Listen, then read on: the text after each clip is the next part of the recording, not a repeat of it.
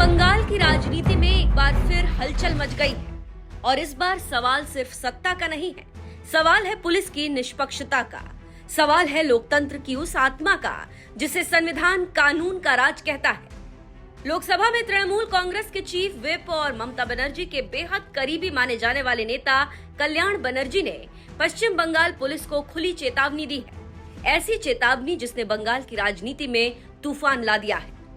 कल्याण बनर्जी ने social media platform x पर लिखा कि पुलिस का कर्तव्य किसी राजनीतिक नेता, जिनमें शुभेंदु अधिकारी भी शामिल हैं, के प्रभाव में आकर काम करना नहीं, बल्कि पूरी निष्पक्षता और ईमानदारी से कानून लागू करना है।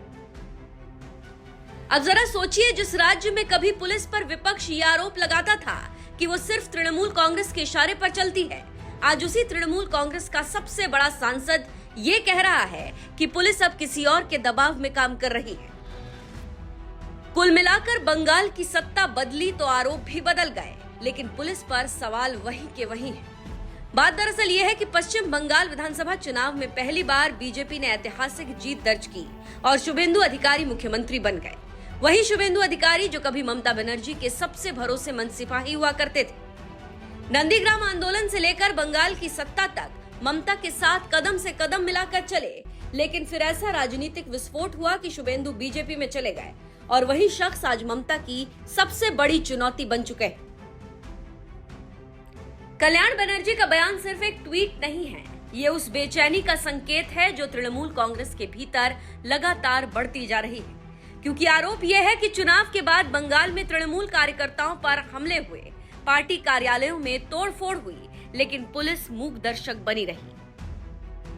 अब सवाल विपक्ष नहीं उठा रहा, सवाल खुद वो पार्टी उठा रही है जो पिछले 1.5 दशक तक बंगाल की सत्ता और पुलिस व्यवस्था दोनों पर मजबूत पकड़ रखती थी। और यहीं से शुरू होती है असली राजनीतिक कहानी, क्योंकि बंगाल में सिर्फ सरकार नहीं बदली, सत्ता का पूरा संतुलन बदल गया है। एक समय था जब बीजेपी बंगाल में खुद को पीड़ित बताती थी। वो कहती थी कि पुलिस तृणमूल के इशारे पर काम करती है, बीजेपी कार्यकर्ताओं पर फर्जी केस लगाए जाते हैं, रैलियां रोकी जाती हैं, नेताओं को गिरफ्तार किया जाता है। लेकिन अब सत्ता बदल चुकी है और अब वही आरोप तृणमूल कांग्रेस लगा रही है।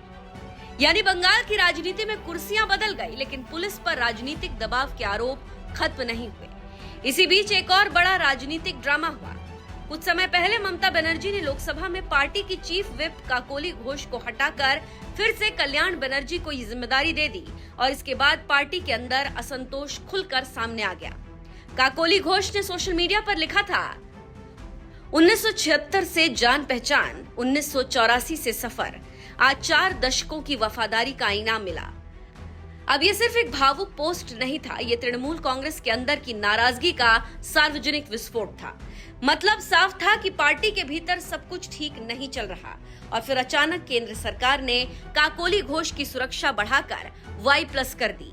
इसके बाद राजनीतिक गलियारों में नई चर्चाएं शुरू हो गई, क्योंकि दूसरी तरफ खबरें ये भी आने लगी कि अभिषेक समेत कई बड़े टीएमसी नेताओं की सुरक्षा कम की जा रही है।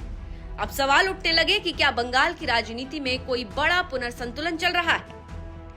क्या तृणमूल कांग्रेस के भीतर दरार गहरी हो रही है? क्या बीजेपी अब सिर्फ सत्ता में नहीं बल्कि सिस्टम पर भी पकड़ मजबूत कर रही है? और सबसे बड़ा सवाल, क्या बंगाल की राजनीति अब प्रतिशोध मॉडल में बदल चुकी है?